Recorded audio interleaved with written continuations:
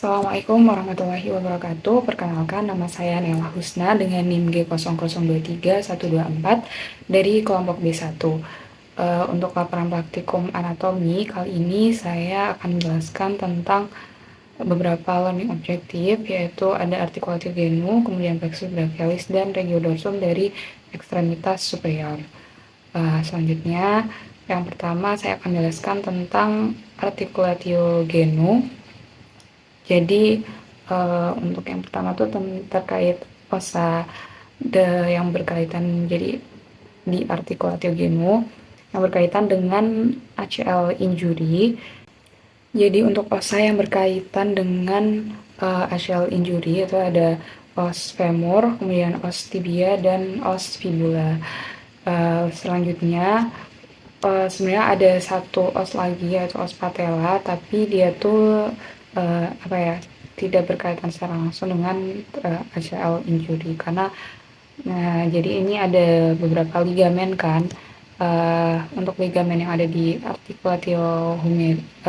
articulatio genu ini, dia ada ligamen cruciatum anterius atau ACL itu tadi, dan ada ligamen cruciatum posterius, terus ada ligamen collateral tibial atau collateral yang medial, kemudian ada ligamen collateral fibular atau yang lateral, terus ada juga ligamen transversum genus. Jadi tadi ligamen cruciatum anterius ini kan dia terletak di sini ya. Jadi dia tidak berhubungan secara langsung dengan os patella. Jadi gitu. Selanjutnya tentang musculus tendo dan bursa yang ada di articulatio genu. Jadi untuk articulatio genu sendiri kan dia fungsinya untuk fleksi dan ekstensi ya. Jadi muskulusnya ini dia adalah muskulus yang berperan di articulatio genu ini adalah muskulus untuk fleksi dan ekstensi. Untuk di bagian anteriornya berarti dia muskulus yang ekstensi, dan di bagian posteriornya adalah muskulus flexor. Jadi untuk di area anterior ini sebenarnya ada muskulus dari quadriceps femoris untuk ekstensi, ada rectus femoris, musculus vastus lateralis, musculus vastus medialis, dan yang intermedialis juga.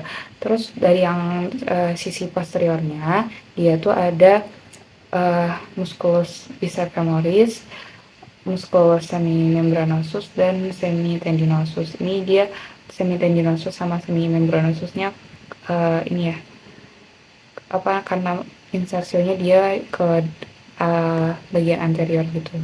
Jadi yang muskulus yang di bagian depannya nggak kelihatan. Nah, untuk tendonya yang berperan itu ya sebenarnya tendo-tendo dari muskulus tadi itu ada di sini. Jadi ada tendo dari biceps femoris, kemudian juga ada tendo dari quadriceps femoris tadi. Jadi quadriceps femoris ini kan posisinya di sini ya, di bagian anteriornya. Terus habis itu ada tendo dari musculus semimembranosus juga, dan tendo dari musculus popliteus. Sebenarnya dia di area popliteus ini. Selanjutnya untuk bursa di articulatio genu, dia ada beberapa bursa. Jadi bursa ini adalah kantung berisi cairan yang gunanya tuh untuk bantalan. Jadi agar antar sendi atau antar tulang atau mungkin antar otot itu tidak terjadi gesekan gitu. Jadi ada beberapa bursa. Yang pertama ada bursa suprapatellaris. Jadi nanti di bagian sini tuh kan ada os patella. Ini dia tuh dari di sini. Nah, itu bursa suprapatellaris berarti dia ada di superior dari patella. Kemudian ada juga bursa infrapatellaris profunda, berarti dia ada di bagian inferior dari patella. Terus habis itu ada juga bursa subpoplitea yang ada di bawahnya musculus, di bawah lapisan bawahnya musculus popliteus. Terus habis itu ada juga bursa prepatellaris yang dia tuh ini melekat di antara tendonya quadriceps femoris dan nanti os patella. Oke, selanjutnya tentang arteri dan vena yang ada di articulatio genu. Jadi untuk arteri yang melewati articulatio genu itu ada arteri popliteal. Arteri popliteal sendiri dia tuh adalah arteri dari terusannya dari arteri femoralis yang dia tuh nanti akan melewati, jadi arteri femoralis nanti akan melewati kanalis aduktor atau hiatus aduktor yang jadi setelah melewati itu dia namanya berganti menjadi arteri popliteal gitu. Nah, arteri popliteal ini dia tuh akan bercabang di regio genu ini, bercabang-cabang, dan cabang-cabangnya ini akan membentuk anastomosis. Nah, ini beberapa cabangnya ini ada 5 cabang. Ada superior lateral genicular artery, terus ada inferior lateral genicular artery, ada superior medial genicular artery, kemudian ada middle genicular artery. Nah, ini terus bisa ada inferior medial genicular artery. Jadi semua ini dia adalah arteri yang menyuplai darah bentuk regio genu atau articulatio genu. Selanjutnya untuk venanya, jadi ada vena profunda dan vena superficial. Untuk yang profunda dia berjalan bersama arterinya, arteri popliteal tadi. Ada vena popliteal. Vena popliteal ini dia akan jalurnya tuh berdampingan sama arteri popliteal. Nah, untuk yang vena superficialnya ada vena savena parva dan vena savena magna. Ini dia melewati bagian medial dari posterior yang bagian medialnya, jadi di bagian belakang yang tengahnya. Terus habis itu untuk yang vena savena magna ini melewati bagian medial dari regio genu. Kemudian nanti tuh untuk yang vena savena parva ini dia akan menembus ke dalam dan bersatu ke vena popliteal gitu. Nah, saya akan jelaskan tentang plexus brachialis. Jadi, apa sih plexus brachialis itu? Plexus brachialis adalah jaringan saraf yang terletak di daerah leher dan bahu manusia. Plexus brachialis terbentuk oleh serangkaian akar saraf spinal dari vertebra cervicalis C5 hingga C8 dan vertebra thoracalis T1 yang akar-akar saraf ini tuh akan bersatu dan membentuk serabut saraf. Kemudian fungsi dari plexus brachialis ini dia akan mengatur mengatur respon motorik dan sensorik pada area ekstremitas superior. Begitu. Nah, terus gimana sih perjalanan dari medula spinalis itu sampai ke saraf-saraf perifer? Nah, jadi itu kan awalnya ada medula spinalis yang ada di vertebra kita itu kan. Nah, plexus brachialis itu nanti keluar dari segmen C5 sampai C8 sama T1 dari medula spinalisnya itu. Nah, tiap segmennya itu nanti bakal bercabang tuh, ada bercabang jadi ada 2 ramus, ada yang dorsal untuk sensorik dan ventral untuk motorik. Nah, 2 ramus itu tadi bakal menyatu lagi jadi trunkus. Nah, nanti trungkusnya ini bakal bercabang jadi ada 2 ramus lagi, tapi ramusnya beda sama yang pertama tadi. Ramusnya bakal menjadi ini, ramus yang ada di sini. Ada ramus anterior sama ramus superior. Nah, untuk yang brachial plexus brachialisnya sendiri itu tuh dia adalah tersusun dari ramus-ramus anterior dari itu tadi yang C5 sampai C8 dan T1 tadi. Selanjutnya dari ramus-ramus anterior ini tadi, yang untuk ramus C5 dia akan bercabang. Cabangnya ini menjadi nervus dorsal scapular. Kemudian ada juga cabang C5, C6 dan C7 yang bersatu kemudian jadi nervus thoracicus longus. Nah, selanjutnya dari ramus-ramus ini tadi dia akan lanjut berjalan itu menjadi trunkus. Nah, untuk trunkus ini ada trunkus superior, medial, dan inferior. Untuk trunkus superior dia tersusun dari ramus C5 dan C6. Kemudian untuk ramus medial dia tuh adalah terusan dari ramus C7. Kemudian untuk ramus inferior dia adalah penyatuan dari ramus C8 dan T1. Kemudian trunkus-trunkus tadi akan membentuk divisi. Nah, setiap trunkus ini ada divisi anterior dan posterior gitu. Oh iya, tadi untuk di trunkus yang superior dia ada percabangan juga. Ada cabang nervus suprascapular dan ada juga bercabang menjadi nervus subclavius. Kemudian tadi kembali lagi untuk trunkus tadi jadi ada divisi anterior dan posterior tiap trunkusnya. Nah, kemudian untuk divisi yang anterior ini nanti bakal menyuplai persarafan untuk muskulus yang flexor atau yang kompartemen anterior dari ekstremitas superior. Kemudian untuk yang divisi yang posterior dia akan menyuplai inervasi untuk kompartemen posterior dari ekstremitas superior. Nah, selanjutnya dari divisi ini dia bakal bersatu-bersatu gitu untuk membentuk korda. Korda ini ada 3, ada yang lateral, kemudian ada yang posterior, dan ada yang medial. Ini dia lateral, medial, posterior ini dari mana? Itu adalah dari posisinya terhadap arteri aksilaris gitu. Jadi kalau misalnya lateral berarti dia ada di lateralnya arteri aksilaris, yang medial berarti ada di medialnya arteri aksilaris, dan yang posterior ada di area posterior dari arteri aksilaris. Nah, untuk korda lateral dia itu merupakan penyatuan dari divisi anterior dari trunkus superior dan medial. Untuk yang korda posterior dia merupakan penyatuan dari seluruh divisi posterior dari semua trunkus ini tadi. Kemudian untuk yang korda medial dia tuh merupakan penyatuan dari dia merupakan kelanjutan dari divisi anterior dari trunkus inferior. Nah, dari masing-masing korda ini dia punya percabangan sendiri nih. Ada dari korda lateral dia ada percabangan membentuk nervus pectoralis lateral. Kemudian dari korda posterior dia ada membentuk nervus subscapularis superior et inferior. Terus ada juga nervus tracodorsalis. Kemudian yang medial dia ada cabangnya juga 3 membentuk nervus pectoralis medial.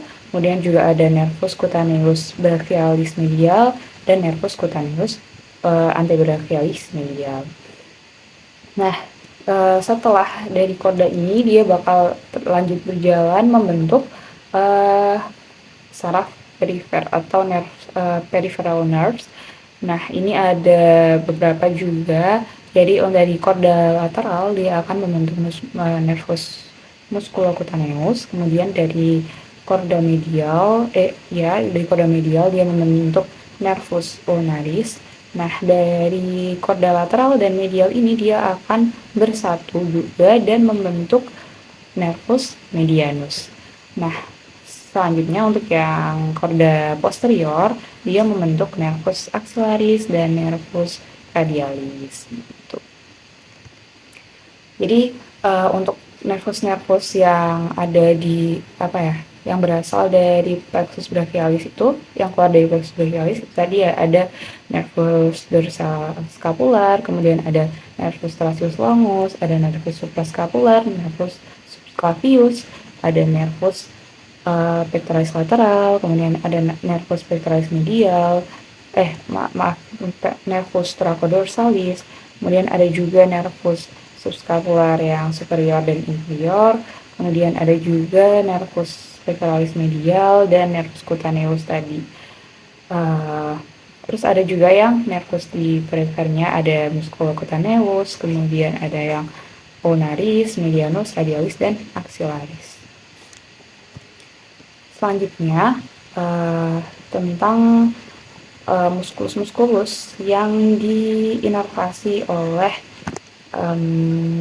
nervus yang keluar dari plexus brachialis itu ada banyak ya. Jadi untuk untuk muskulus di bagian ekstremitas superior ini semuanya itu diinervasi oleh nervus yang keluar dari plexus brachialis tadi.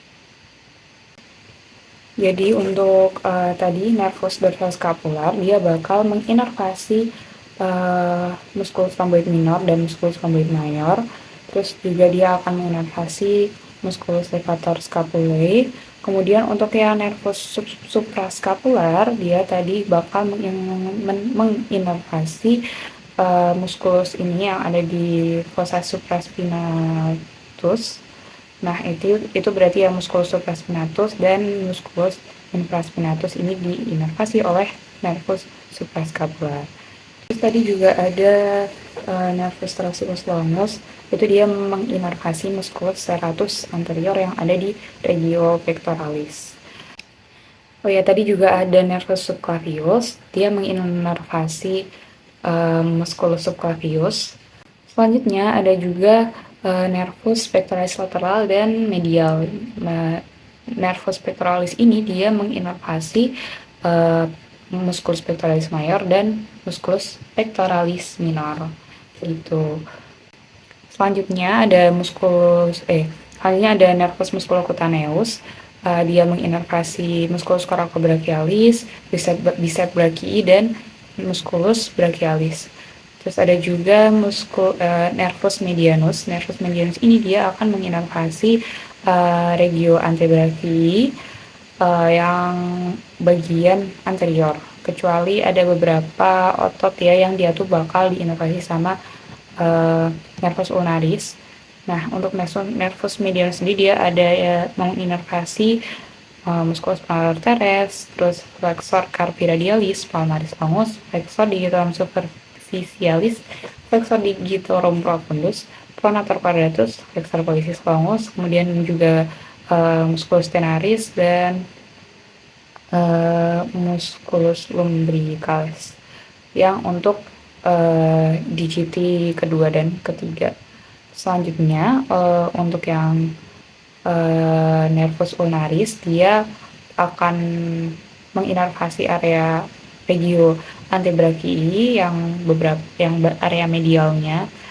Nah, itu ada flexor carpi ulnaris, musculus flexor digitorum profundus, musculus palmar interossei, adductor pollicis, palmaris brevis, musculus hypotenaris, dan ada juga musculus dorsal interossei dan musculus lumbricalis untuk DGT 4 dan 5. Itu tadi. Kemudian selanjutnya ada juga nervus axillaris. Nervus axillaris dan radialis ini tadi kan yang keluar dari korda posterior ya. Nah, untuk nervus axillaris sendiri dia menginervasi musculus deltoideus, musculus teres minor, musculus teres mayor, dan juga subscapularis. Selanjutnya untuk nervus radialis dia menginervasi regio brachii dan antebrachii untuk yang bagian posterior. Itu ada ini tricep brachii, kemudian ada anconeus, brachioradialis. Muskulus-muskulus ini tadi semuanya diinervasi oleh nervus radialis. Jadi saya akan menjelaskan tentang LO yang ketiga, yaitu terkait regiodorsum dari ekstremitas superior. Jadi yang pertama saya akan menjelaskan tentang muskulus yang ada di regiodorsum dan cara mudah untuk menghafalkannya. Jadi ada 5 muskulus yang ada di regiodorsum ini. Ada muskulus trapezius, kemudian ada muskulus latissimus dorsi, ada juga muskulus levator scapulae, dan muskulus rhomboid yang minor dan yang mayor. Nah, untuk menghafalkannya ada singkatan, yaitu Roma, Romi, Leska, Telat. Untuk Roma maksudnya berarti rhomboideus mayor, kemudian Romi, rhomboideus minor, kemudian Leska, levator scapulae, T, trapezius, dan lat latissimus dorsi. Itu tadi gampang sekali untuk menghafalkannya. Selanjutnya untuk origo dan insersio serta inervasi dari musculus regio dorsum. Yang pertama, untuk musculus trapezius, dia itu sangat besar ya, adalah musculus terbesar yang ada di tubuh kita. Dia untuk origonya, dia berasal dari di protuberansia occipitalis externus, kemudian juga di sepertiga superior dari linea nucae, kemudian juga di processus spinosus C7 hingga T12, processus spinosus vertebrae C7 hingga T12. Kemudian untuk insersionya dia ada di ini di sini, ada di sepertiga lateral dari clavicula, kemudian ada di acromion juga, dan di spina scapula. Nah, untuk inervasi dari musculus trapezius sendiri, dia berasal dari nervus accessorius 9. Kemudian selanjutnya untuk musculus latissimus dorsi. Musculus latissimus dorsi ini dia origonya ada di processus spinosus dari vertebra T6, kemudian juga ada di crista iliaca, dan juga di coste 3 atau 4 coste yang terakhir. Kemudian untuk insersionya dia ada di jadi ada di sini sebenarnya, tapi ini kan tampak posterior ya.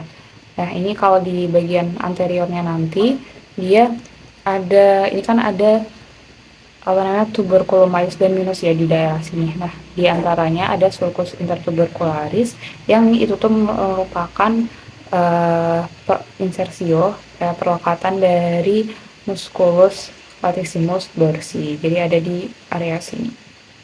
Kemudian untuk inervasinya dia berasal dari diinervasi oleh nervus thoraco-dorsalis. Kemudian untuk selanjutnya musculus levator scapulae, dia origonya ada di processus transversus VC 1 sampai 4. Lalu untuk insersionya dia ada di sini, di area margo medialis dari scapula gitu, yang bagian superiornya. Kemudian untuk inervasinya dia diinervasi oleh nervus dorsal scapular. Selanjutnya untuk musculus rhomboid minor dan mayor. Untuk yang minor dia origonya ada di ligamen nucae, kemudian juga di processus spinosus dari vertebra C7 dan T1. Kemudian insersionya untuk yang rhomboid minor itu ada di sini, yaitu di margo medialis dari scapulae. Kemudian untuk inervasinya dia diinervasi oleh nervus dorsal scapula. Kemudian untuk yang rhomboid mayor dia origonya ada di processus spinosus vertebra T2 sampai T5. Jadi untuk rhomboid mayor ini dia lebih inferior ya daripada yang rhomboid minor. Kemudian untuk insersionya dia ada di sini, atau juga di margo medialis dari scapulae. Dan untuk inervasinya dia juga diinervasi oleh nervus dorsal scapular. Itu tadi untuk origo, insersio, dan inervasi musculus regio dorsum dari ekstremitas superior. Selanjutnya kita akan bahas tentang wing scapula. Jadi apa itu wing scapula? Wing scapula itu adalah kondisi di mana os scapulanya dari seseorang itu menonjol keluar, jadi akan membentuk gambaran seperti sayap, makanya dia disebut wing scapula. Nah, wing scapula ini termasuk kondisi yang langka, dan dia tuh nanti bisa menyebabkan terbatasnya aktivitas fungsional pada ekstremitas superior. Selanjutnya gimana sih bisa terjadi wing scapula ini? Jadi wing scapula ini terjadi karena adanya disfungsi pada otot-otot yang menyusun atau menempel pada scapula atau pada saraf yang menyuplai otot-otot tersebut. Nah, kemudian otot-otot apa aja sih yang bisa apa ya berpengaruh itu? Di antaranya tuh ada otot musculus trapezius, kemudian ada musculus stratus anterior. Jadi untuk musculus stratus anterior ini adalah yang paling umum ya penyebab dari wing scapula ini. Kemudian juga bisa dari musculus rhomboideus. Nah, untuk musculus apa ya? Untuk penyebab yang paling umum, yang paling sering itu tuh oleh karena terjadinya kelumpuhan dari musculus stratus anterior. Nah, kenapa bisa lumpuh muskulusnya ini? Karena ada lesi pada nervus yang menginervasi dari musculus stratus anterior ini. Jadi lesi pada nervus thoracic longus. Itu tuh bisa terjadi karena bisa secara traumatik, itu yaitu misal terkena benda tumpul atau perputaran leher atau pundak yang tidak biasa dan secara tiba-tiba, juga bisa karena gerakan berulang seperti pada atletik. Dan untuk yang non traumatiknya itu bisa disebabkan oleh penyakit akibat virus seperti influenza, tonsilitis bronkitis, poliomyelitis, reaksi alergi obat dan overdosis obat gitu. Jadi yang itu tadi bakal menyebabkan adanya lesi pada nervus thoracic longus yang berakibat pada kelumpuhan musculus serratus anterior. Kemudian untuk yang musculus trapezius ini berarti dia terjadi lesi. Kalau misalkan musculus trapeziusnya terjadi kelumpuhan, berarti dia terjadi lesi pada nervus aksesorius 9 yang tadi menginervasi si musculus trapezius ini. Selanjutnya tadi juga karena kelumpuhan otot musculus rhomboideus itu juga berarti terjadi lesi pada nervus dorsa scapular. Nah, otot-otot tadi itu dia tuh sebenarnya berperan dalam menjaga batas medial scapula agar tetap menempel pada dinding posterior toraks. Nah, kalau misalkan otot-otot tadi itu lumpuh karena tadi adanya lesi pada nervus-nervus yang menginervasi otot-otot tersebut, itu tuh bakal mengakibatkan tepi medial scapulanya melebar saat terangkat dari dinding toraks. Selain itu, scapulanya juga dapat berpindah ke medial atau lateral sepanjang dinding toraks posterior karena kontraksi otot yang tidak dilawan oleh otot scapula lain yang berfungsi.